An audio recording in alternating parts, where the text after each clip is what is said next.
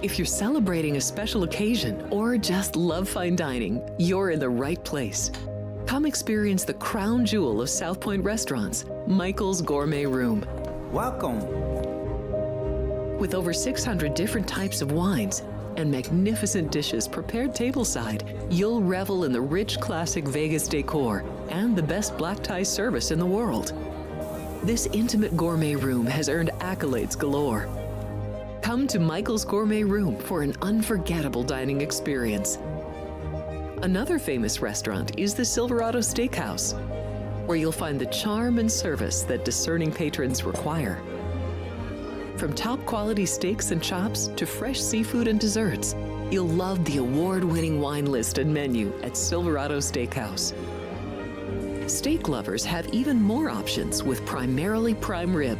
Catering to hearty appetites, the menu features a variety of flavorful prime rib cuts, dry-aged to ensure tenderness, and then seasoned and slowly roasted. Although prime rib is our specialty, it's not the only thing on the menu.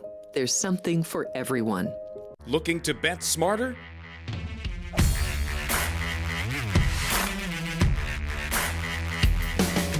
Get sports betting insight and winning picks straight from the South Point Hotel and Casino. The favorite should be 220-ish, and here, you can lay $1.65. So getting a plus 315 price here for this one to go to overtime. I like it. Their strength is their defense. I like the under. Join Sports by the Book Monday through Friday at 10 a.m. Pacific and bet your winning edge.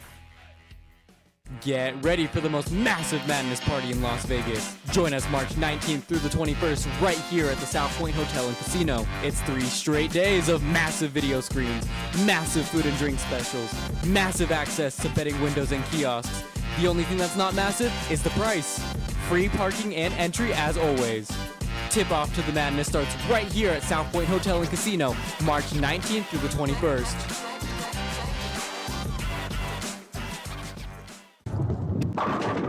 South Point Casino has plenty of attractions for the whole family. Catch a movie. Our 16-screen movie theater includes 2 XD Extreme screens for the ultimate in viewing, sound, and luxury. After the show, treat the family to a variety of treats at our old-fashioned ice cream parlor, Kate's Corner. We scoop up a variety of creamy concoctions, including smoothies, hand-dipped cones, milkshakes, malts, sodas, and sundaes. At Kate's, there's something for everyone. And if you've still got time to spare, our bowling center might be right up your alley.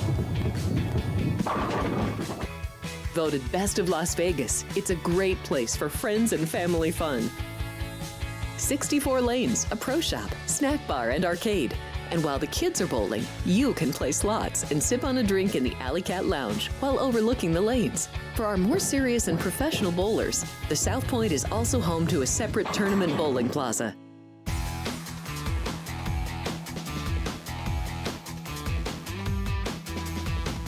Welcome in, everybody, and happy Tuesday. Happy to be here with you. This is Sports by the Book, live from the South Point Hotel and Casino.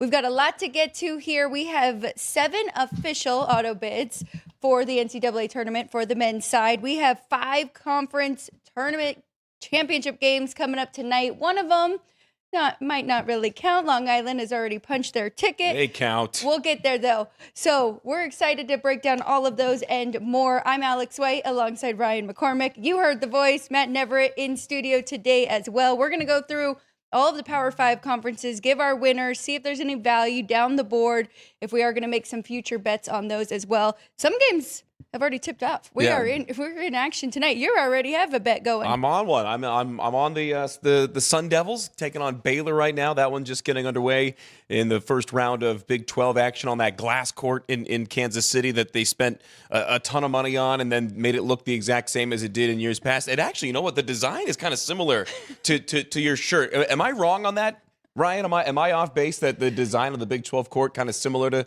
the design on Alex's shirt? I'm wearing gray too, though, so it's similar to that. But the design, now that I look at it, it is actually kind of similar. But yeah, I'm on the Sun Devils there, catching 5.5 on a line that moved. I can get into the reasoning here in a little bit as we get into the show. But Baylor going this way, Sun Devils going this way. It's a matchup of who's going to get smoked by Iowa State in the next round. But we'll cross that bridge when we get there. Very true. Iowa State has kind of turned it back on here as of late and could could go on a nice little run there in the Big 12 championship. But that is funny. I don't know why this shirt just looked at it in the closet and said, I feel like it could be a silver day. And A Big 12 day. It is. It's a Big 12 day.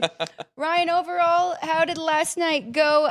You were smart, one and done. You said, I'm taking the Blackhawks. We got there. It took overtime, but that was a good dog for me. My board, 1 and 2 on the outright winners.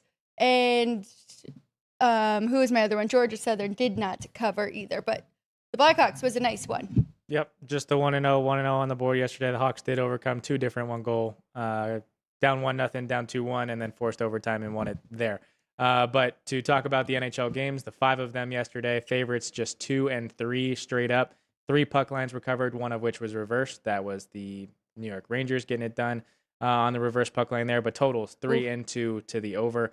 Away beats home 18-16, meaning we got 34 total goals in the NHL last night, and the Grand Salami was set at 30.5. So we go over that Grand Salami price. You were laying a -110 either way you chose, but the over gets there in the NHL.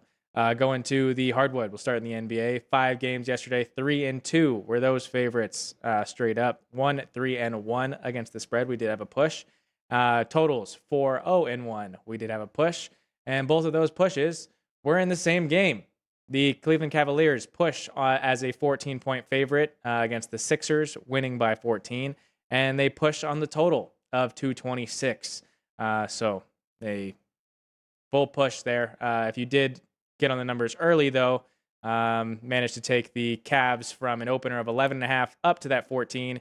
You were good up to that 14. And if you got in early on the total, it opened at 226, jumped to 227.5, and came back down to 226. So if you got under that 227.5 and got it all the way back down to the 226, you were good. 14 games in men's college basketball yesterday. Favorites 9 and 5 straight up, 7 and 7 against the spread. Totals 5, 8 and 1. We did have a push there, and that would be in the SWAC as Alcorn State and Alabama State push on the total of 142. But Alcorn State pulls off the upset there, 77-65 there in the SWAC. So, but money line upsets yesterday, we did have 5 of them, or 4 of them, excuse me. Detroit Mercy plus 185 against Robert Morris. They get it done 70-64 there. Furman plus a 105 price against Eastern Tennessee. The Dunes. State win by 5, 76-71. Montana as a plus 170 money line here at the South Point against Northern Colorado, 95-89. And then Santa Clara gets it done here in town at the Orleans Arena against St. Mary's, a plus 195 on that money line for the Broncos there. 76-71 was that final. And then conference champions to be awarded would be Furman, winning the SoCon with that upset win over East Tennessee State. And then the Sun Belt, number 1 seed Troy gets it done and ends the consecutive days in a row for Georgia Southern winning. They had won 5 straight going into last night, and it ends at 5 straight days as Troy wins the Sun Belt there. Which that bracket is just absolutely bonkers. Yeah, to have to go 5 games in 5 days is absolutely ridiculous. And there's always one team it feels like that kind of goes on that run every single season and then just gets upended by the presumed favorite anyway. The Trojans are the best team in the Sun Belt, despite what App State tried to do this year. We won't get our Michigan App State 16-1 matchup.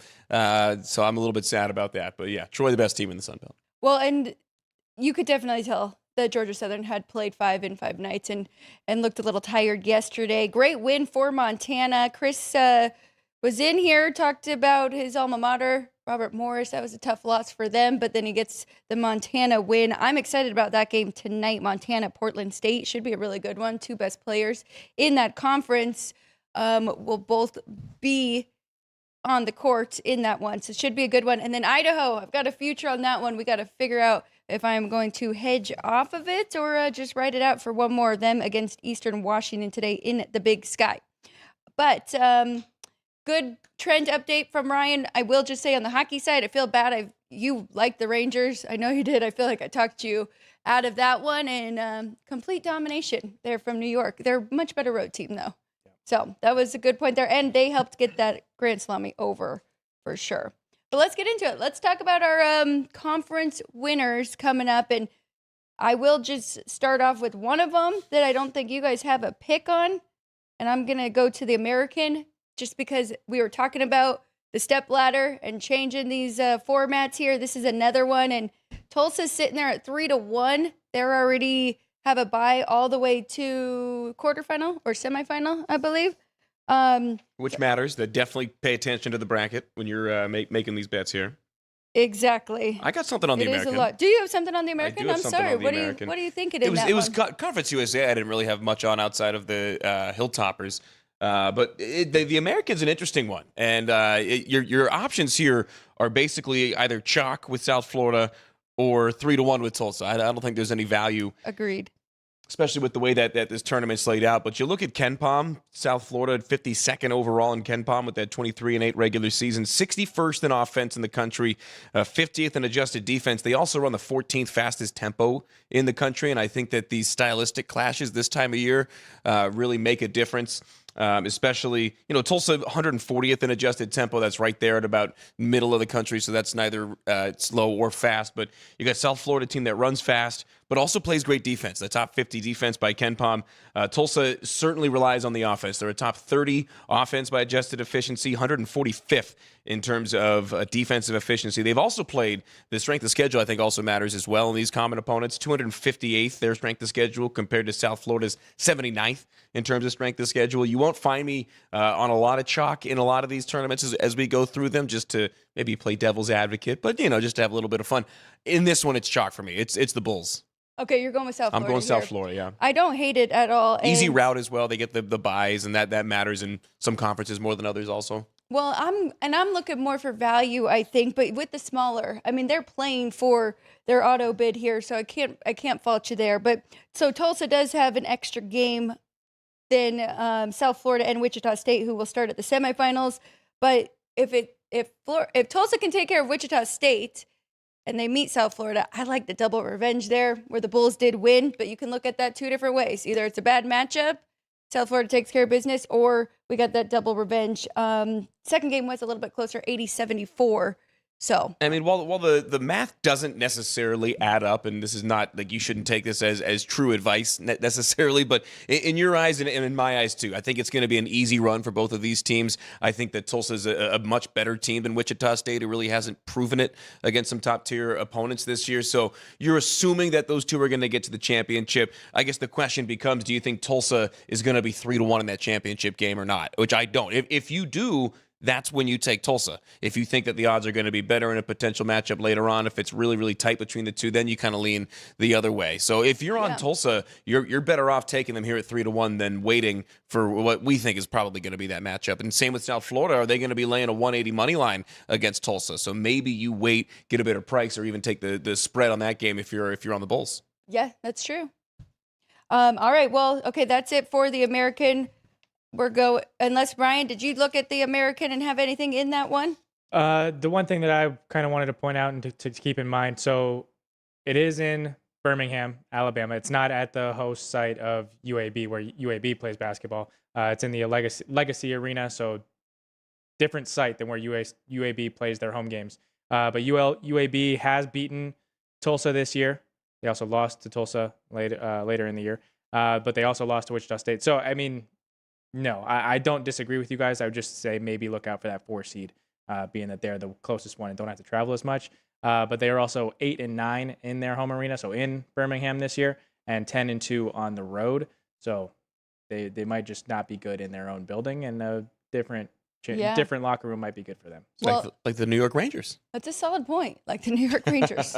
Circle it. Bring it all the way back. I think it's important to see where these conference championships are played and who's going to have the fans there. And I think UAB's fans will travel. So that could help. They are on the same, starting at the quarterfinals, just on the opposite side of Tulsa. So just 3 games they would have to play to get there. So I agree with you. I do think there's some value there if you like UAB at 20-1.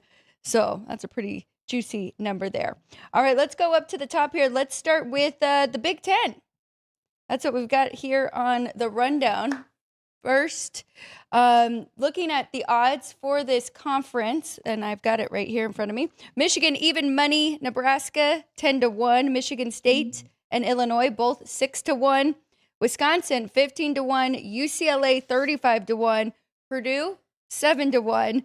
And then we've got much bigger numbers here. They have to play a lot more games. Ohio State and Iowa 80-1, and then the rest are 200-1 or greater. So if you think they can make a nice little run there, Matt, what were you looking at when it comes to the Big Ten here? I mean, there's obviously the chalk with Michigan there at even money, and they are the best team. I do think that they are going to win this tournament. But if you're looking for a little bit of a value down the board, tell me what you think of this. And I think that a lot more so in conference tournaments than in the big dance, you'll see these teams that are played a fervorous offensive pace or just efficient, just are really good offensive teams. Maybe defense lacks a little bit, but these teams can get hot, and that's, you kind of shoot your way to 3 wins in 3 days or 4 wins in 4 days in some instances. And I think in these big conferences, you can get some really hot shooters to guide you to those 3 wins in 3 days. So I think you'll kind of find a theme among these big conferences for me. And it's going to start with the Big Ten. Like I said, Michigan is your probable winner, but there's 2 teams right there on the board that are very interesting to me. Taking a look at Illinois there at 6-1, Purdue at 7-1. Illinois right now, we're 5th overall in KenPom. They're a top 5 team in KenPom with 7 losses on the year. They're the number 1 most efficient offense in the country by KenPom and the 26th defense. Now, while that's not great compared to some of their counterparts, with that slow pace that they run, 287th fastest in the country, you limit the possessions. That defensive inefficiency won't shine through as much, where the offense has a lot greater chance to make it an impact. And Purdue as well, 8th in KenPom overall. They're the number 2 most efficient offense in the country, 39th on defense, so that painter crew, not necessarily what they are typically on the defensive end. And it's a Purdue team that loves to slow it down, 309th in terms of the fastest tempos in the country. So maybe a stylistic issue for some teams. I think that Illinois probably has a better chance to make a deep run, but those are the 2 that are kind of interesting to me a little bit down the board at 6 or 7-1. Purdue is fascinating because they were projected to be one of, if not the best team in the country. Yep. So, I mean, I think a lot of pride is going to be shown here. Starting over, it's a new season for them, right? Going into this conference tournament. I just wish I was getting a little bit more than 7-1 for a team that hasn't been playing great. I'd be a lot more willing to bet. I'd be a lot more willing to bet Illinois at 6-1 than Purdue at 7-1. I love Illinois at 6-1. Yeah, and they're one of the tallest teams. They've played really well. They had a couple hiccups in conference play, but a lot of people are circling Wisconsin as the darling here to come out from that side. They've beat Michigan once. They're thinking they can do it again. If you're looking at the bracket, they're at the top of the bracket where they'd have to face Michigan unless Ohio State gets a nice little upset there, or Iowa. But I like Illinois, and I like that overtime game kind of being fresh in their mind where Wisconsin won in overtime. I think Illinois could get them this second time around if they do match up against them. So I like Illinois on that side. On the other side, you're never going to believe this, because I've been talking about Sparty a lot and Tom Izzo. Yeah, we're not talking Tom Izzo. It's March. I think there's value there at UCLA because it's 35-1. And if you look at UCLA and Michigan State's power rating, it's like a 0.5 difference. They're very close. So UCLA's got to get past Rutgers or Minnesota, and then they'll face Michigan State. If they can face Michigan State, I like that path for either of those teams, UCLA or Michigan State, because Purdue, Nebraska, I'm not really buying either of those 2. So that's people. Are we thinking that Nebraska's for real at 10-1? I just don't know. All 5 of their losses in conference play. Man, this is a tough one. I know. All of a sudden, the Big Ten's got a bunch of parity. I mean, those are good teams. They didn't really lose to anyone bad. Michigan, Illinois, Purdue, Iowa, and UCLA. Literally 4 of the 6 best teams in that conference. But they have not really, I don't know, gotten any eyes on them or anyone talking about them. It's just the amoeba defensive style that they play is a really tough matchup. I mean, they're a team that very easily could upset, a big team knockoff of Michigan or Michigan State, but, they could just as easily put up 55 points and get boat raced by UCLA. Yeah, it does makes it tough. Makes them kind of vulnerable for scary proposition, that one big matchup. Okay, so even though I do like Michigan State, I'm going to, just value-wise, 35-1 compared to 6-1. I'm going to take a little bit of UCLA and Illinois on the other side at 6-1. Ryan, what did you decide you're going to do here with the Big Ten? So with Wisconsin, Purdue, UCLA, they have to win 4 games in order to be this conference tournament national champion. It's on me for not having the bracket for our viewers to be looking at, and as these odds as well. But I think it's Michigan's bracket. I mean, obviously the 1 seed. I think it's Michigan's bracket to kind of go through. I would not be playing them at even money though. I would be rolling over them to win the 3 games against the winner of Ohio State and their bracket that gets to Ohio State. But Wisconsin and Illinois have to play each other if Wisconsin advances to the next round. So that's a 4v5. One of those two is obviously going to take the next one out to go into the matchup against Michigan. Purdue will end up going into Nebraska. UCLA will end up going into Michigan State. I'm not really afraid of Michigan State if I'm Michigan, so that matchup doesn't scare me. UCLA, I think, has a coaching flaw that will end up hurting them getting into tournament time while we get into this. So that doesn't scare me.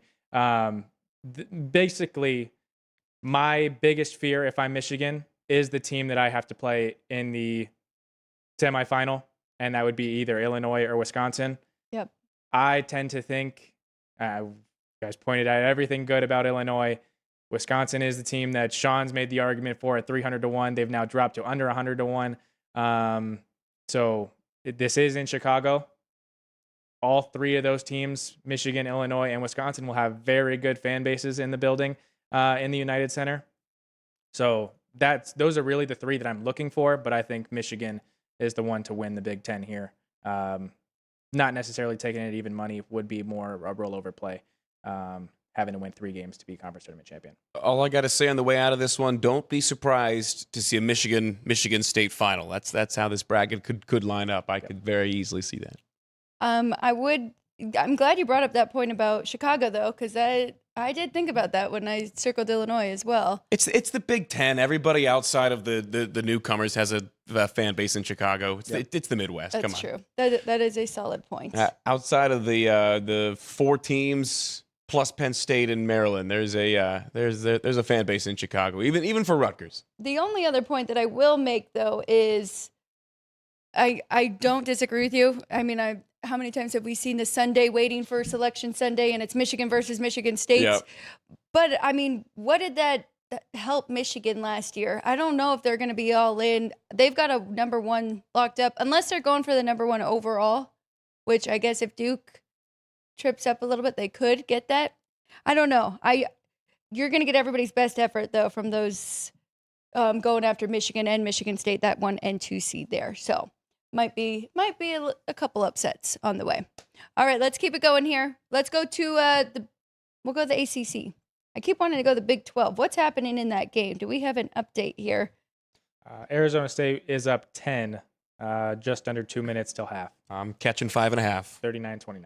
All right. No money line on that one today. You weren't getting greedy. I was going with Taking the the line. points. I was going line movement. Baylor was 3.5 point favorite. It swelled to 5.5 before tip. So kind of just going against the public on that. You'll see there's another game that I'm on later that's definitely going against the public movement.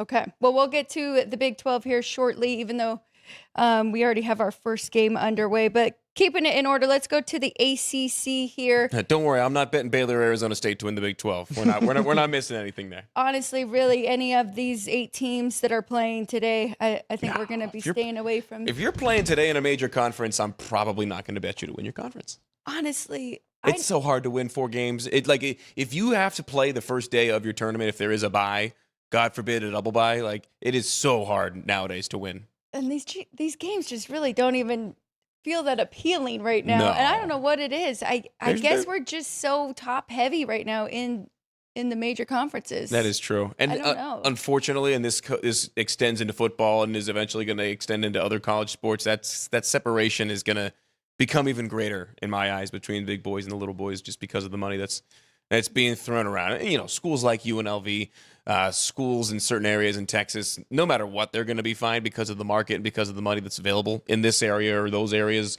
in particular. But yeah, not everybody's that lucky. Right. All right. Well, let's go to the ACC here. We have not had any games start yet, so you can still make some bets if you're looking to in this conference tournament. Duke is a very big favorite, Yes, they should be. minus $5 here. Virginia 7-1, Miami, Florida 20-1, North Carolina 25-1, Clemson 50-1, Louisville just 12-1. That's kind of telling. NC State 55-1, and then the rest 200-1 or greater. Not really looking down the board there. I don't know. Florida State's not playing bad by any means for that 200 to 1. But I think we all found a little bit of a shorter odds here. But I think we're all in agreement. We're staying away from Duke here. We're taking a shot. Yeah, I'm not laying the chalk. I've seen it anywhere from 350 to 500. They're missing a couple key players with injuries. They don't need these games. They're going to be a 1 seed and probably the number 1 overall seed regardless. I don't think they're going to like rest players, but I could very easily see them limiting minutes in some of these early round games, especially. Ryan, correct me if I'm wrong. They did last year as well, right?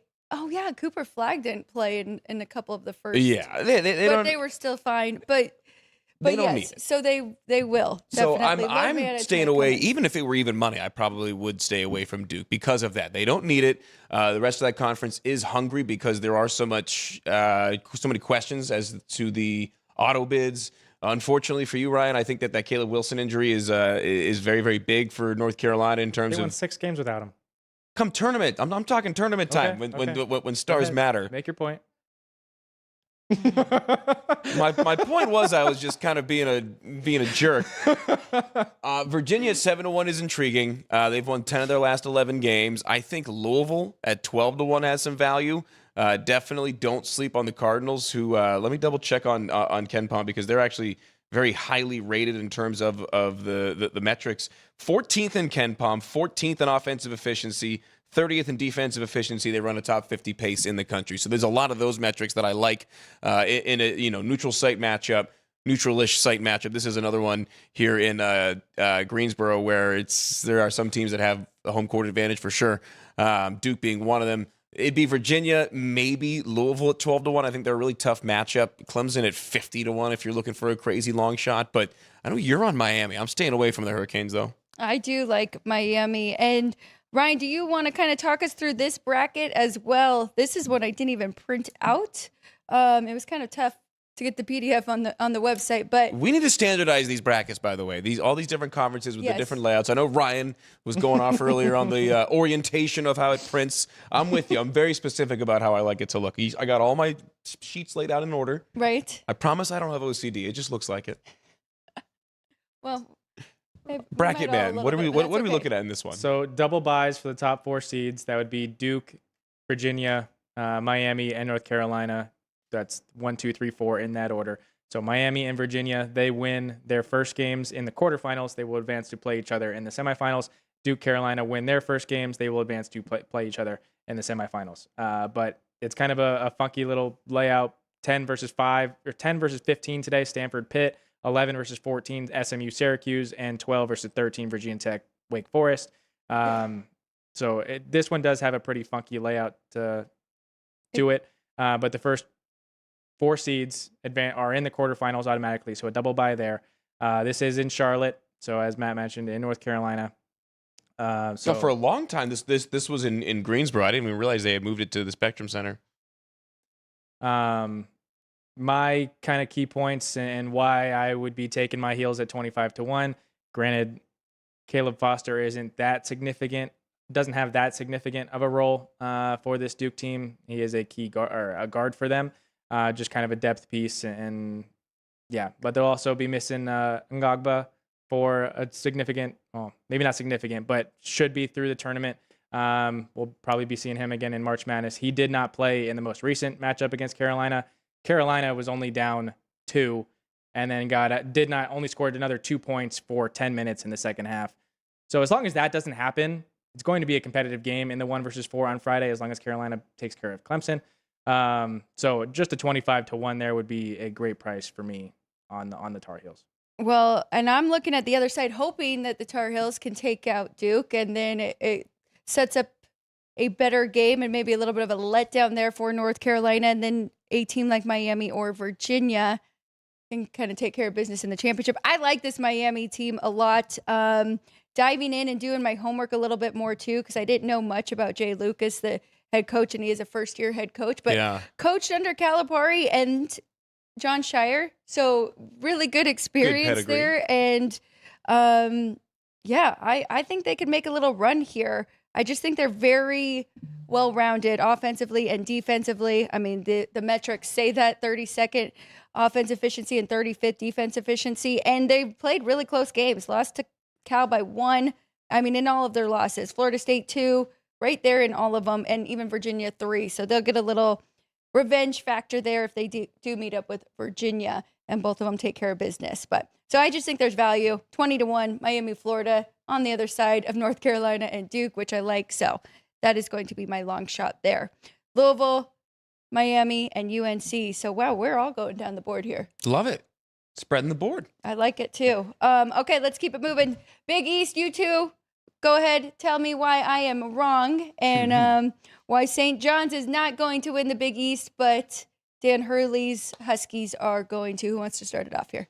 Coaching. I think coaching matters. I think that Hurley's got an advantage in terms of overall talent, and I think in terms of the mental edge when it comes to the matchup against St. John's specifically. I think even though St. John's has played a bunch of games, and Pitino has not been in there. There's no atmosphere in college basketball that Rich Pitino has not, or that Rick Pitino rather has not been in. But I think that for UConn, especially with the retention year to year compared to a lot of other teams, I think they're more battle tested. And I think in a one-on-one matchup between these two, give me the Huskies. You're not going to get better than laying the 125, which is their price to win the conference. So I'm going to go with the Huskies right now, just take the guesswork out of it, and what I think is going to be that eventual championship game between the Red Storm and the Huskies. I agree with you, Matt. I do think this will end up being the championship game in Madison Square Garden. That the entire tournament is in Madison Square Garden. But UConn has a ton of familiarity. I don't know their actual numbers in Madison Square Garden, but they have plenty of familiarity playing in that arena. And going to the coaching, Dan Hurley will have those guys fired up. So especially the way that they've struggled the last couple of weeks might hurt them a little more, that Hurley's going to put more on them. But it's UConn for me. This is very tough for me because, I mean, even on the show yesterday, Ryan, with Chris Andrews, I had UConn circled and said they're coming off a Marquette loss here. They lost the 1 seed. They might lose the number 1 in the tournament because it's looking like it's going to be Florida's if they take care of business. So they got to have it. They're going to do it. And then I'm looking at the odds, and that's what threw me off because power rating wise, and this kind of goes back to me looking at UCLA and Michigan State and just odds, these two teams are the same for me. I think they really are. They've kind of showed that in the regular season too. They split. St. John's wins the regular season. So 2-1, I just, value-wise, I would like to take a little bit of that 2-1. Don't know how I'd be able to really hedge off of it come championship game. Because I'd want to, because I do think that would be an intense, great matchup between those two once again. But yeah, so value-wise, I just think St. John's. Now, looking down the board, I mean, does St. John's make it? Seton Hall's a little feisty. Maybe they could knock them off, or Villanova for the Huskies. But I do think it will be these two, and chalk prevail till the championship. I mean, if there's which one of those two in your mind could get knocked off before the championship, and I'm taking UConn to get to the championship. That's more true. so than I would take St. John's. Although, like I said, I think chalk prevails, and we get that matchup. Really, at the end of the day, for me, I've been referencing Ken Pom. You look across the board, UConn's got better numbers. They're 10th in overall adjusted efficiency. St. John's 21st, 28th in offense, 51st in offense, 11th in defense, 14th in defense. Really, the only difference is the style of play. You know, they say style makes a fight. That's what we got here. UConn, the 310th fastest tempo in the country. St. John's, the 62nd fastest. So that's really the only difference between those two on paper. They're pretty close otherwise, but I'm going numbers. I got to be consistent. Give me UConn, and like I said, in this game, I don't think you're going to get a money line price better than minus 125 in a future matchup. So I'm going to lay it with the Huskies and take the guesswork out of it. The glaring issue, and we saw it in the second matchup with these two, is St. John's can definitely go on some offensive. What am I trying to say? Their scoring issues. They can be offensively challenged. Yes. Droughts. That's the word I was looking for. Thank you, Matt Neverett. There's going to be a lot of those this year.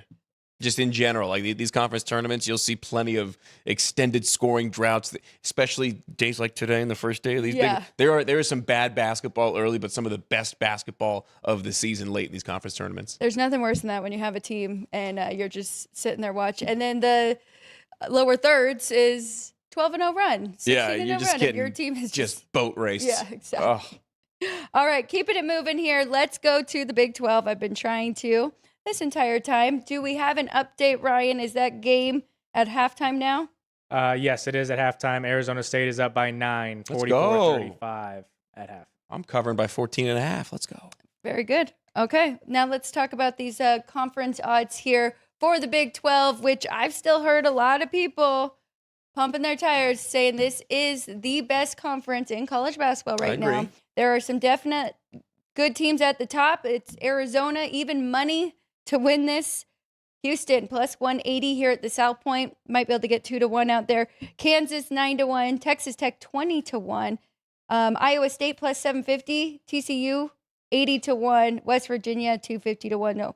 So the odds drop, except for Cincinnati 75-1 right there.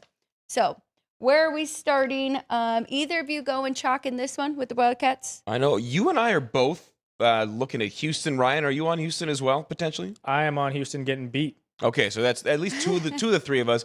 Look, I mean, Houston at plus 180, and like you said, there probably is a 2-1 out there, and especially as we get closer to the start of the games where Houston plays, you'll probably get a better 2-1. One of the best, if not the best, defenses in the country. And in terms of, do you ever go by Torvik offensive efficiency? Basically the same as Ken Palm, just a different rating. Torvik's got him rated as the 11th best offense in the country, or most efficient offense. Don't get those two things conflated. There's really, if you take a look at this one, at least in the Torvik efficiency, it's a little different in Ken Pump. There's not a ton separating Houston and Arizona. And Arizona, I think, in terms of top-tier talent, is the best in this conference that has a ton of it. They really don't have any glaring holes, but if you're getting a plus money number versus a minus money or an even number against the two teams that are very similar, I like Houston a lot. They're relentless on turnovers. They are number 2 in the country in turnover rate. They force a turnover on 13% of their opponent's possessions, which doesn't sound like a big number, but that is huge. So I like that one. The other one that I'm looking at is Iowa State. And just, colloquially, they're a team that's got a top 5 player in the country. He's going to be a finalist for Player of the Year in Jefferson. They've got a guy that's going to be a finalist for Coach of the Year in TJ Otzelberger. They have an identity. They're the only team in the Big 12 scoring 74 points per game and allowing less than 70. They're the only two to hit those marks. Wow. I think that matters in terms of the consistency when you get this time of the year. I think they win their first 2 games with relative ease also. And they've got this bye. Listen to this number that I found.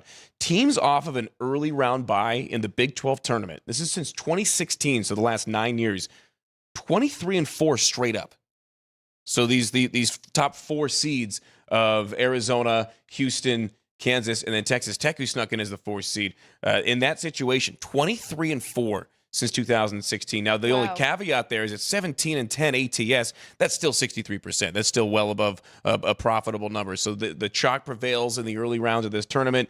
But in the opening round, this is one of the reasons why I was on Arizona State today. Listen to this one. Underdogs in the opening round. So that's today. Who else is playing today in this one? Baylor, Arizona State, Utah, Cincy, K-State, BYU, Oklahoma State, Colorado. This applies to those 4 games today.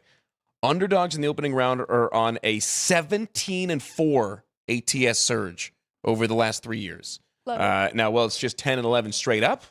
It is 81% ATS. So take the points. Don't take the money line on the underdogs today. That's part of the reason you mentioned earlier. Why weren't you on the Sun Devils money line? That was part of the reason. That number kind of scared me off. But I know you and I are both on Houston. I think Iowa State, a team that kind of got jobbed in terms of the seeding and the way that the tiebreakers work. But when your games and things will take care of themselves, they're going to have to be a team that kind of bucks the trend and makes a run. But I think that they're able to do it if it's not Houston. Ryan, what were you thinking in this one?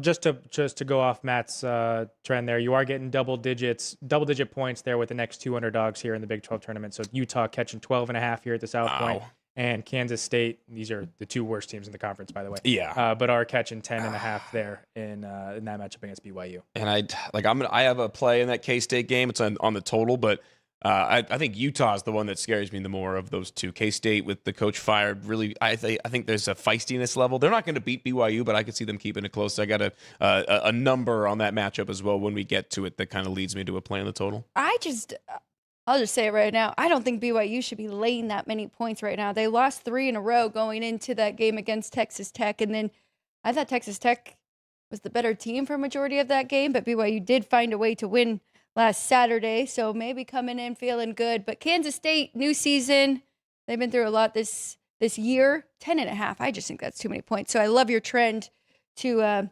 match that. Hopefully they can keep it close enough and be competitive. Might even look at first half catching points there as well and split up my unit size.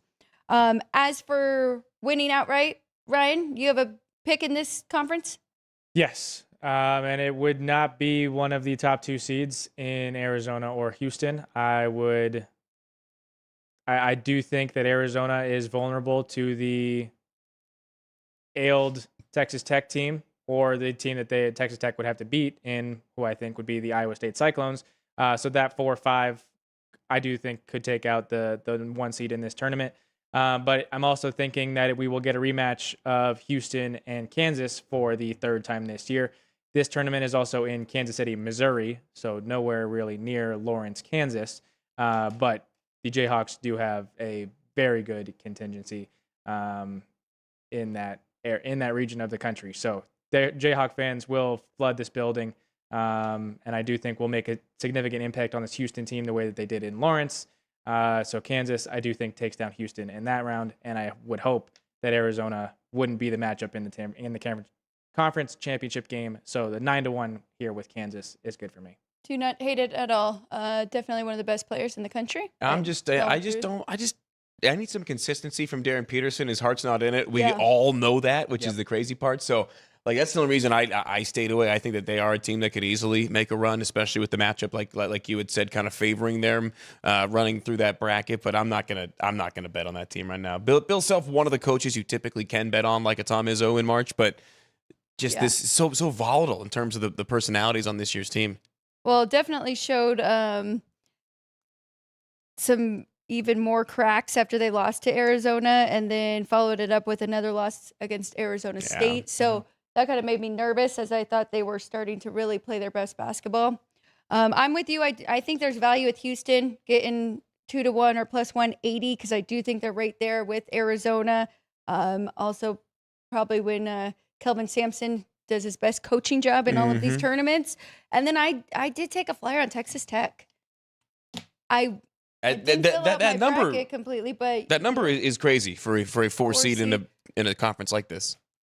They handled Arizona too. That is when they had Toppin. There's value. So, but I think there is value there with a 4 seed getting that price. There is value. They still played really well down the stretch. Also, I know I showed you, Ryan, I don't know if you had a chance to look, viewers, if you get a chance, just look up Big 12 Conference Tournament court. It looks like Alex's shirt. It does, right? Yes, it does. All right, I'm not just being a jerk. I looked it up. No, I saw it.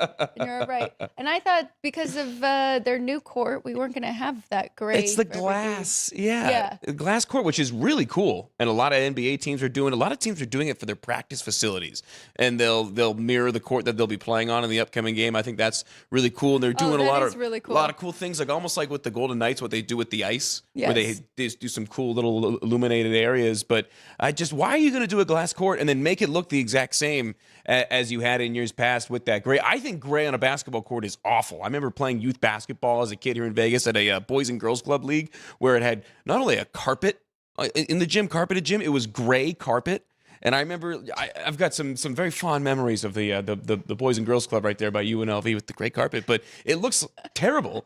And if you're going to spend all the money, get that glass court, it's not cheap. Do something different with it. I'm sure they do some cool stuff during the commercial breaks and not in gameplay, but you're going to get it. What was the comparison I made earlier? It's like getting a fridge with smart fridge with the thing on it, just to show a picture of what's inside when you could just look. It's the same thing. You're just spending thousands and thousands of dollars on it. I don't know. Well, first when you said they're doing them in their practice facility, I'm like, oh yeah, that's worth the money. But that makes sense. They're getting ready for their away games. Yeah. First I thought it was just for fun. That's also NBA. But so they did get enough flack from the kind of road sign logo all over the court. So now it is kind of just a gray scale court. But it is still pretty bad. The gray looks bad. I'm not a fan of the gray. And my old man yells at Cloud Take is that I hate most of the NBA Cup crazy court designs.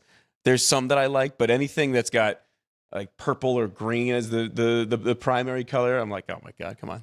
I like those. I don't like the gray football field. Who is that? Was cool. Eastern Michigan. Eastern Michigan. Central Arkansas has got one that's lined purple and gray, like stripes. Yes. That one's gross. Yes. Eastern Washington with the red, I don't like.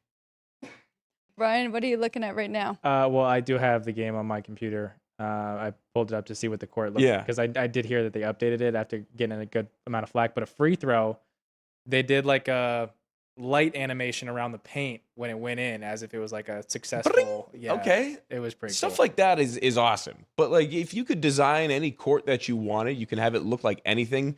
They were like, let's just make it look the same, but have flashing lights. Yeah. A lot of money for flashing lights. That but- sounds like something they would do in Vegas, actually. I'm kind of surprised that someone in Vegas didn't do it first. Yep. All right, well, let's keep it Gotta moving put the here. players there. Because we do want to get to our best bets for the games coming up tonight. But looks like, did you say you have something on Conference USA? You like Western Kentucky as well? I like Western Kentucky, a little bit of value there. Agreed. Really not a ton of interest really in this one, if anything. But yeah, I was actually looking at the Hilltoppers. They're one of my favorite mascots, Big Red in college sports. Big Red's the guy, not Cornell Big Red, but he looks like Grimace from McDonald's, but bright red. That's true. All right, last but not least, let's go to Thanks for the humoring SEC. me. Yes. Ryan, you're going to start us off with this conference. What are you doing here? Odds currently? You want to start with that? It's a minus price for Florida to win it, but I do think it's Florida's to lose. Obviously, they're the number 1 seed, but this bracket is also pretty funky, or just the layout of it. This is in Nashville, Tennessee, so the closest school to it would be Vanderbilt. But Tennessee and Vandy will play each other in the 4v5 if Tennessee advances to the quarterfinals. Georgia will have Alabama in the quarterfinals if they advance, and A&M will go against Arkansas in the quarterfinals if A&M advances to that 3 seed. But last year's title game was Tennessee versus Florida, and Florida got it done then. So Florida has no problem really taking over Nashville, and I think they're hungry to not only repeat as conference champions, but hungry to repeat as national champions. So it's Florida for me. And Florida's really tough to go against, too, because they do have more losses, right? Or is that Michigan? Have I been saying that wrong the whole time? No, Michigan's got 2. Yeah. Florida has the most losses. They're the 4th 1 seed, correct? And they lost to Arizona. Oh, that's why. Yeah, Hello. that game. I was at Wrong that year. game. That game was awesome. Lost to Arizona to start the year, but they have just been peaking at the right time and getting better and better. But they kind of need to win this conference tournament To get that To- final 1 seed. to get that final 1 seed. So there was Otherwise, it something to could play be for there. UConn. Yeah. So it makes it tough. The question here too that I have about the SEC in general is how many bids are they going to get this year? 12 of the top 50 in KenPom come from the SEC, with the Missouri sliding in there at number 50, with Kentucky actually slightly rated ahead of them. So in terms of, outside of maybe a top dog or two who's got a chance to advance to the championship game, this is as wide open, I think, as any conference in the country. And taking a look at the bracket, this is one of those conferences where the top 4 seeds have a pretty sizable advantage. If you're one of those top 4, you got to win 3 games in 3 days to get there. And I think that there is value on Vanderbilt at 12-1 there. 12-1 still, right? Yeah, 12-1 on Vandy. You got to win 3 games. If you can get by Tennessee, you got that game against Florida, and then it's a crapshoot from there for that championship game. Vanderbilt was the team that surprised me the most looking at this conference in terms of KenPom numbers. KenPom's got them rated as the 13th best team in the country in terms of overall efficiency. Number 15 in offense, number 27 in defense, 71st in tempos, not slow for whatever it's worth. And they've played against some of the best defenses in the country as well, especially in conference play. I think Vandy is live at 12-1 for a team that had all their losses in conference play. I think there's definite revenge spots there. If it's not them, it's Alabama for me. And I mentioned earlier that I think that teams with a distinct style have an advantage in a lot of areas, and Alabama absolutely a team with a style at plus 750. You're actually getting pretty good value on a number 2 seed as well. And look, the only reason that they're not rated even higher in KenPom as they are is because of their defense. KenPom's got them 17th in the country, 67th in terms of D, but they are 3rd in offense, 4th fastest tempo in the country, number 1 strength of schedule in terms of offensive net rating. This is a team that's battle-tested. It's a team that has a style. It's a team that lights it up from beyond the arc, so they can get hot in a hurry, and whether it's separate themselves or come back from a deficit, they can change a game in a snap. And also, I've seen them in person this year, so there's a little bit of a bias there. But I like Alabama at 7-1 for the value you're going to get, and I think Vandy at 12-1 because of the situation and because of how consistent they are with the metrics. I think that they've got a real shot to get there. I will say Alabama, I think, is one of the hottest teams in the country. Definitely one of the hottest in the SEC. Won 9 of their last 10, and their one loss to Georgia. So if Georgia takes care of business and beats Texas, that would be a pretty nice matchup, revenge spot for Bama. The only reason I didn't pick Bama is because I went to the other side on that, well, same side of the bracket, but I went to the 3 seed at Arkansas, getting a nice big number there, where I think Calipari's team is very close to Alabama. And if you remember that double overtime game for those two, I mean, it was neck to neck. So I like either of those two, truly. But 6-1 for Arkansas, I thought was a good price. The only thing that scares me about Vandy is them and Tennessee are kind of alternate throwing punches here. Yeah. Tennessee won the first matchup. Vandy just got them back. So it's the Volunteers' turn now, yeah. So they're just... But I don't know. They could very well get past them, too. And I don't know how much we trust this team of Rick Barnes. But I don't know. I should say, too, to Ryan's point, getting my dad, Kenny White's power ratings recently, he's got Florida number 1 again. Wow. And I think that has been a move since the last week or so. And he has them 9 points better than Alabama, who's his number 1 SEC or his number 2 SEC That's school. huge. Right? I mean, how do you even pick a team in this? I think there is something to be said about Florida needing to win in terms of that final number 1 seed more than likely. What do they say? Hungry dogs run faster. Well, it's hungry Gators play better. In this instance, I guess, I think that they're going to be as locked in, tight, disciplined as they have been all year. I wouldn't be surprised to see the rotation tighten up for this team as well. Go 7-8 deep, and that's it. They are a really, really deep team, but you'll see that a lot in conference tournament play as those rotations get really, really tight. Coaches are not as willing to take chances. And I said Alabama, winners of 9 of 10. Well, here comes Florida with a 11-game winning streak. Of course, yeah. Just so, one better than them and everything. Exactly. So I could understand the value if you want to have a shot and you're hoping Alabama or Arkansas is there. Vandy and Tennessee, I don't know which of them could beat Florida. So is this the best number that we're going to get now on Florida? Does Ryan have the right idea here? Going chalk. I just don't We know. shall see. Laying 220 in a conference with this much depth and this much talent, I think is the scary proposition. You know, if you're laying some chalk in the Big East or, you know, the American, no disrespect to those conferences, but like the talent in the SEC is just oozing everywhere, and it's just so tough to lay that much in a pre-tournament bet on a team like Florida, despite the fact that I think they are the best team. Alabama and Arkansas, though, are right there, I think, as well in terms of the top end talent. Well, and some of these rosters are very expensive. So, yeah. Let's see who can make a nice little run here. I mean, a lot of those rosters. Yeah. All right. Any more conference tournaments kind of big picture futures here before we move to some games? And then we've got some hockey best bets as well. The only other one that I'm interested in is Dayton at 6-1 to win the A10. They're a really tough matchup, really big physical team. I'll be doing the Big West all week as well, so I'll have some interest in that. UC Irvine and Hawaii, really the two teams that are worth taking a look at. I think UC Santa Barbara, if you're looking way down the line as well. Bad regular season, but Joe Pasternak is a really good coach who turns it up this time of year. Okay, who was that you said down the board a little bit? UC Santa Barbara, I believe they're the 5, if not the 7 seed. They're definitely a low seed, but it's 17-2. They're, I guess, live. It's tough. It's tough. That's a one bid league. You got to consider too when you're making these conference tournament futures bets is whether or not that at-large bid is a possibility. For the majority of conferences, it's not. So the number 1 seeds play, I would say, harder in those lower tier conferences than the big boys. But look at the difference here, Matt. Looking at that conference and the power ratings here, Irvine a 112, and then Santa Barbara's the fourth on this power rating wise, and they are a 109.7. They're basically 2 points. They're right behind them. And that is 4 teams within that 2 points. So thing with Hawaii in their last year in the Big West, really good team, really big team as well, but they've been known to lay some duds. They were laying 14 against last place Long Beach State in the regular season finale and lost. So I think you got to look at teams coming into form as well. For me, it'd be Irvine or the Gauchos if I'm going to take anything on the Big West. very good.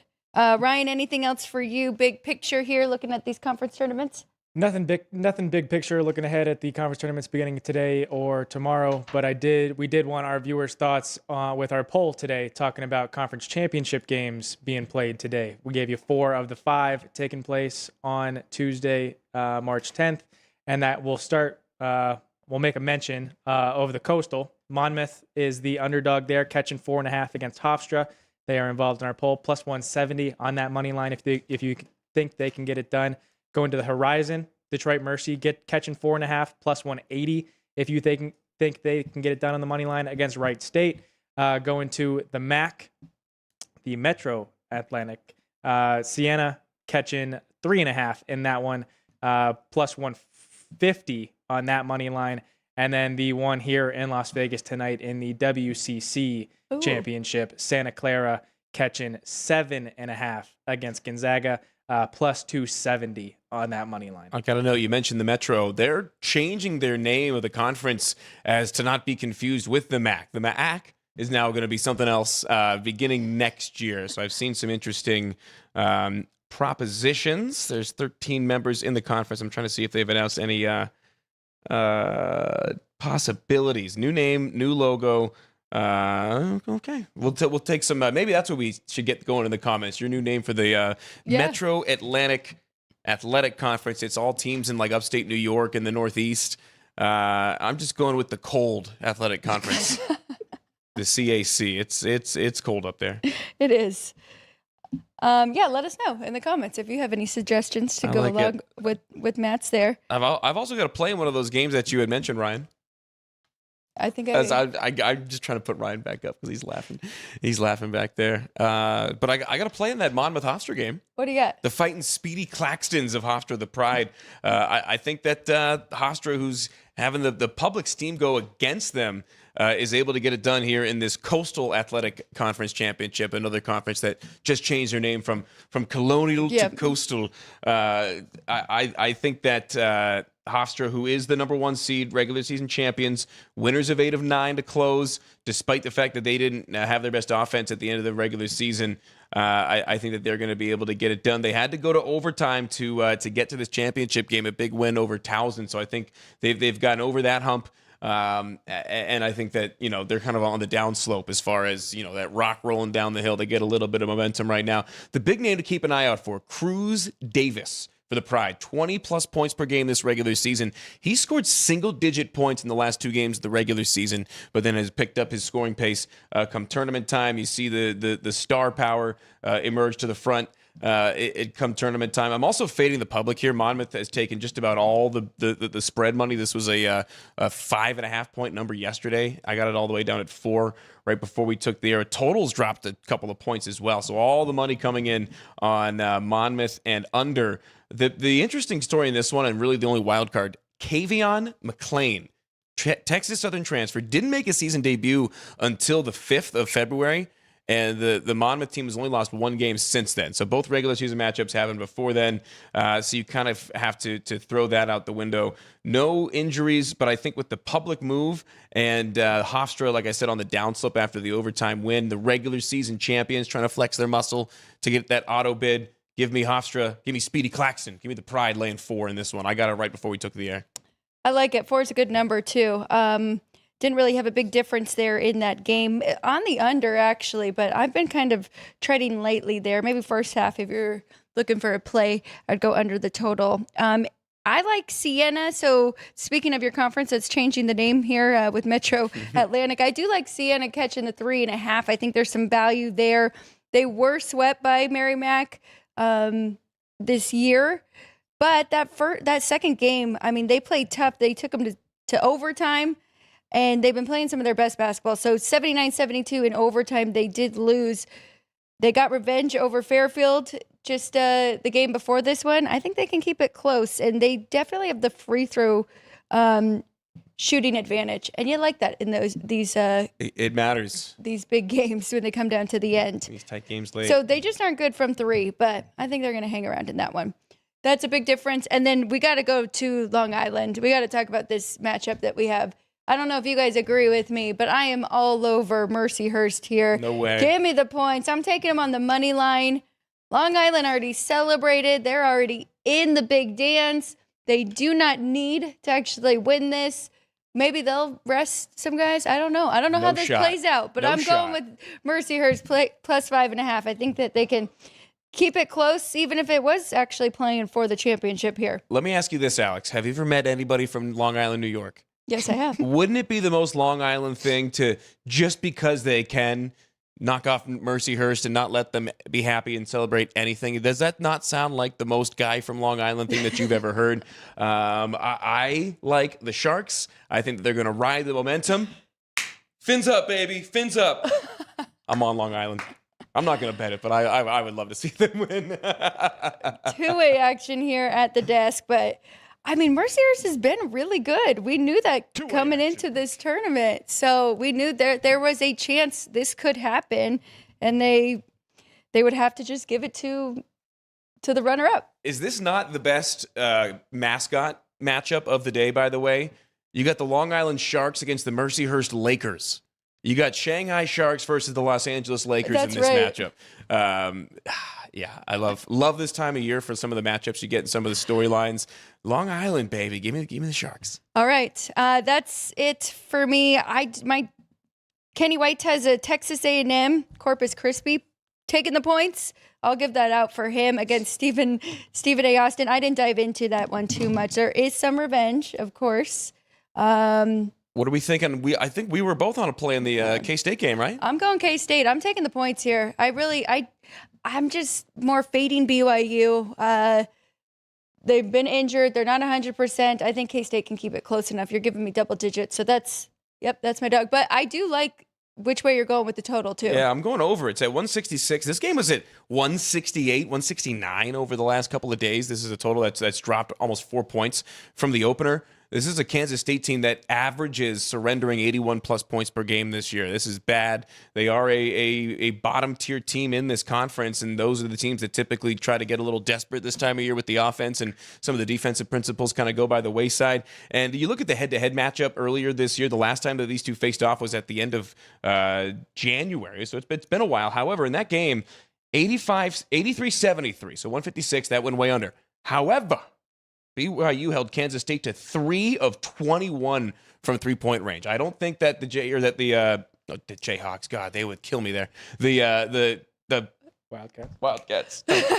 I'm flustered now. Yeah, I don't think the Wildcats go 3 for 21 from three again. I hope not. They also were out-rebounded 47-35, so a massive rebounding disadvantage there. You don't win many games when you're out-rebounded by 12 and you give up damn near 50 rebounds and go 3 for 21 from range. So I think Kansas State, to your point, I think is going to keep it closer. I think BYU wins with a team that's scoring almost 85 points a game. I think we see this total drop even more than it has because it's been going down, almost 4 points from the opener. So I'm on over 166. You might be able to get this one, or it's back up to 168.5. It was 166 a little bit ago when we took the air.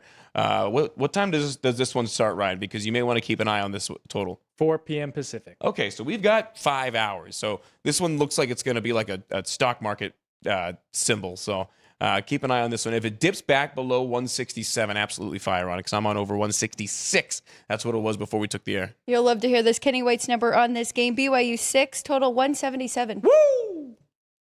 So I'm in. I was just kind of cautious with the new court. I wanted to see how it worked out. The new court, baby. I just wanted to see if we're betting on some overs here, but the glass, Normally you're betting on like the sight lines and Correct. the depth perception behind the basket when you're on these neutral site courts, but Yeah. we're betting the court itself.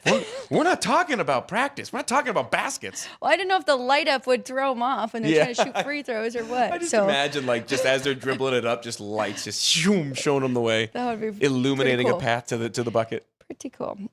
Okay, Ryan, any basketball for you before we get some hockey? Because we've got a lot of hockey, and then we only have 2 tomorrow, of course.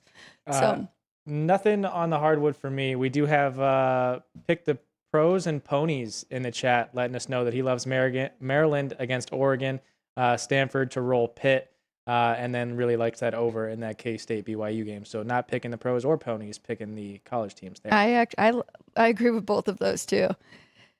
I'm just kind of nervous about Oregon. I don't know. Been playing a little better as of late. Yeah, but they kind of stink. Like I hate to say it, but there's just some of these teams. But both teams do. That's exactly. Yeah. There are, and I love my mid-major college basketball. I love teams that don't get a lot of love, but this time of year, especially the opening round of really more so the low majors, but a lot of these opening round games, there's just some bad basketball. And I think the writing's on the wall, right? They know they have to win 5 in 5 nights, and yeah, you're just not getting the best quality here.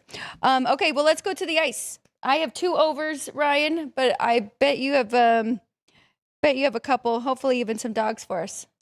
I do have 3 money line, 3 plus prices, 2 money line dogs, 1 puck line, and an under. We'll get the whiteboard started. We'll go in with the Red Wings getting a plus 105 in Florida against the Panthers. We did highlight this matchup last week as it is the second of a home and home for the Panthers, of a funky spot because the Red Wings played the Devils in between that most recent matchup between the Panthers here. But Panthers losing this one at home after winning in Detroit last week, getting that plus price, getting that unit back because we were on the Red Wings then. The Canadians at home against the Maple Leafs, a plus 150 on that puck line. Toronto has not been good at all since coming back from the Olympic break, so taking a plus 150 there for the Canadians to win that Canadian battle at home by at least 2. Taking the Kings and Bruins under the 6. Both games so far this year have gone under the total for them. The first game this year went under the total for them because they only played 2 matchups. But both teams have been good to the under of recent, so taking less goals in that one than 6 with a chance to push. There are 5.5s in the market, and you're getting juice to the over. So if you want to take the plus, the 5.5, or the big plus price on the under 5.5, don't fault you, but I'll take the chance to push here on the 6. And then the Ducks on the road in Winnipeg taking on the Jets. The Ducks are going for the 3-game sweep in Winnipeg here as they won both in Anaheim, taking a plus price on that money line. Winnipeg has won 3 straight, though, so taking the Ducks to end that winning streak, plus the 110 there. Winnipeg with Hellebuck playing some decent hockey, what we expected early on, but I don't know if they can keep it up. It is Decent also hockey. the start of a 4-game road trip for the Ducks. They will be in Canada for all 4 of that road trip. It is also their first time going on the road since the Olympic break. They had a 7-game homestand, as did the Sharks. So first road games for both those two, the Sharks and the Ducks, California teams, going on the road now for the first time since the Olympic break. I agree with you. I like that under as well. I made it 5.5. Is it going to be Jeremy Swayman? Let me take a look. That might have been the one concern I had. But, I mean, regardless, I still think getting a good number there with the 6. Yep. Yeah. Jeremy Swayman confirmed versus Darcy Kemper. Good. Okay. Done deal. I did go with 2 overs, though, and they kind of match yours. I need Canadians to score a lot. I think they have a trend going. Let me pull up my hockey sheet here. But regardless, I mean, they have been scoring a ton. I made this game 7. You do have to pay a little price. So Toronto, 3 straight overs. Montreal, 5 straight overs for them. 3 of their last home games all went over. So I want to keep that streak going. And then San Jose and the Buffalo Sabres, we got to go over with them as well. 2 young teams playing really well. I think we're going to see a lot of goals, maybe even some fights too. So tune into that one if it's anything like Buffalo and Tampa Bay. But give me the goals for both of those. I agree with Ryan for that under. We'll be rooting for the Ducks going against the Jets.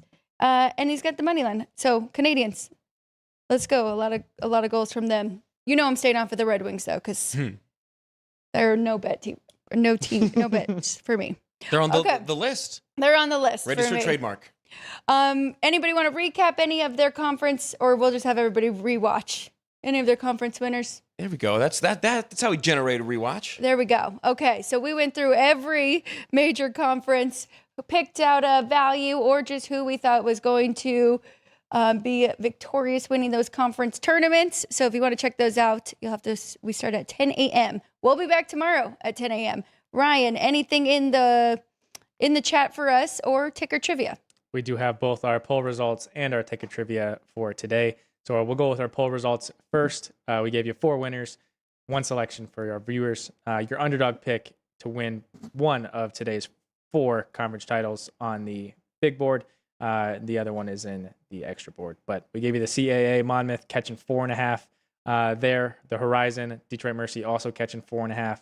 And the MAC Siena catching 3.5, or Santa Clara getting that 7.5 here in Las Vegas against Gonzaga. And Santa Clara, The Broncos, was the winner of the poll today. That was my 37% of the vote going with the Broncos against the Bulldogs here in Las Vegas. I mean, you knock off St. Mary's in the way that they did, that plunge of the dagger, so to speak. And you got a 3-bid WCC coming up. I think the Broncos are able to ride that momentum, keep it close at the very least. It's going to be the first time in how many years there could be a champion that's not Gonzaga or St. Mary's. It's like almost 20. 97. Wow. 1997, Oh and it was 30. Santa Clara. I forgot to go over my dogs, and I did for basketball, and I do like Santa Clara as well. Yeah. Did we all I was on agree them on last that? night. No, I haven't bet it yet. We still have some time. I probably will be. That's the way I would be betting, right? Gonzaga is still out, so my other dogs, Kansas State, Siena plus 3.5, and then I am going with Mercyhurst there plus 5.5 on the basketball Roxy court. Bernstein on the call on ESPN on that one tonight at 6. Very good. We'll be rooting for the Broncos, as that is Spencer McLaughlin's alma mater. Oh, so okay. There you he's a Bronco there, and he was pretty excited about the win last night against St. Mary's. So They're solid. They're a really, really good team. If they win, we might let him come back on our show. And That's the rock only way. Rock his shirt because Yeah. we let him do that for the Seahawks. That's fair. It's a good year then. Okay, but yeah, that's awesome. 3-bid. When's the last time WCC has been a 3-bid? Apparently 97. No. Yeah. No, I don't know. Probably, right? Feels like it. Well, BYU was in there for a while. Yeah, that's true. That's true. I don't know. What do we think for Mountain West? Do we think that there is a shot? It's looking like now like bracket matrix and stuff. They do have Utah State kind of safely in there. I think Utah State's in. The other thing to consider is no Mountain West team has ever won the tournament having to go 4 games in 4 days. So that kind of eliminates anybody outside the top 4. For me, Utah State, New Mexico, San Diego State. Those are the 3 I'm taking a look at. It's all matchup dependent, and that's such a weird topsy-turvy conference where they cannibalize themselves anyway. There's a chance of a 1-bid Mountain West. I'm going to say 2. I think New Mexico gets in as well. Okay, very good.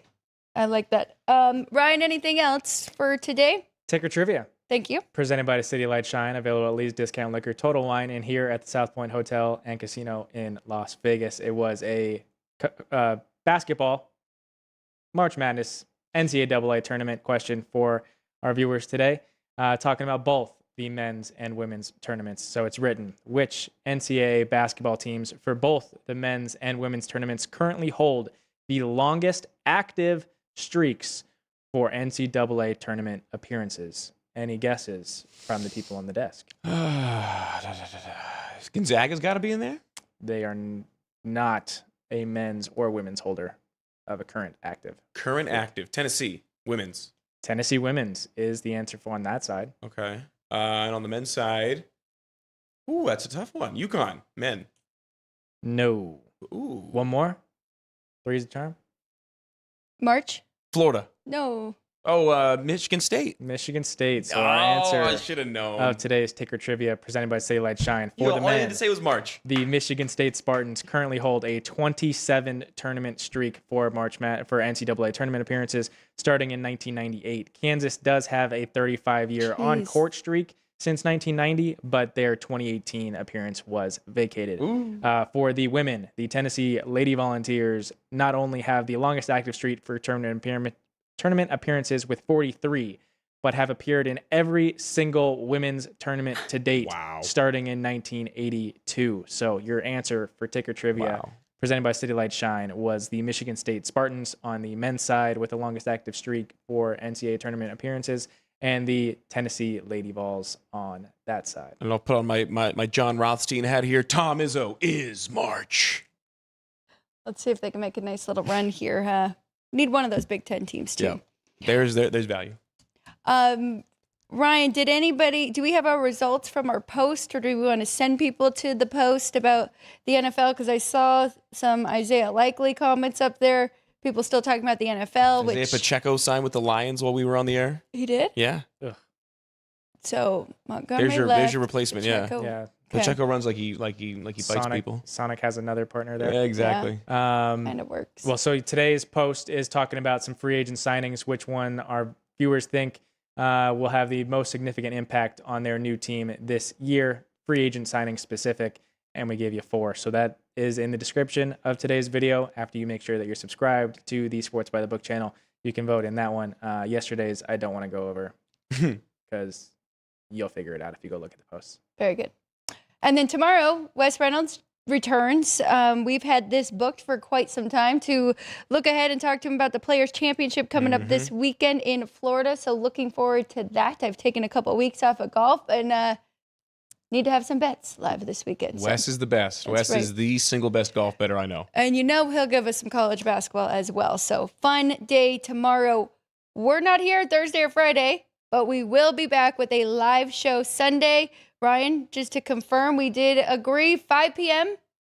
5 Pacific time. Right as the Selection Sunday show is ending its men's tournament reveal, we will be taking the air live to go over the opening numbers of every single game in the round of, first 4 and round of 64 here in the March Madness tournament. Looking forward to that. This Sunday, March 15th, we will have a show live, 5 p.m. Myself, Ryan, Vinny, and Chris Andrews will all join us to talk about the bracket, the opening lines, and some early movement and who the Sharps like right away. Race Day Las Vegas airs Wednesday through Sunday, 7 a.m. Pacific time. So they are also back tomorrow. And Ryan and I will be back tomorrow with Wes Reynolds. Matt Neverett will not be here the rest of this week because you'll be very busy running around Las Vegas. Mostly college basketball, some college baseball. I thought you were just talking about my personal life. No, I'll be doing the Big West tournament and helping call all those games on SiriusXM, whatever games UNLV does. I'm actually off to go do a UNLV baseball game here, taking on UC Riverside for a quick little midweek non-con game. Check it out, UNLV Athletics on YouTube at 2 o'clock Pacific if you're bored and looking for something to do. Catch some hustling Rebel baseball. Coming back from Minnesota, not so great the first game, but then turned it around. Blew out Southern Illinois, beat Northwestern. Nin Burns won tournament MVP. So, Hustling Rebels coming hot. Reese Lewick, the Vegas native, the chef, the culinary studies major on the mound today. Very good. Thank you. We appreciate you joining us on Tuesdays. And Ryan? Oh, well, just going back to Jimmy Football asking about the Giants' acquisition of Isaiah Likely, signing as a tight end for 3 years. He will absolutely be their number 1 tight end following over from the Ravens with John Harbaugh, so he will know how to use him, and he will definitely be starting over Theo Johnson. So those will be the 1-2 as tight ends in New York.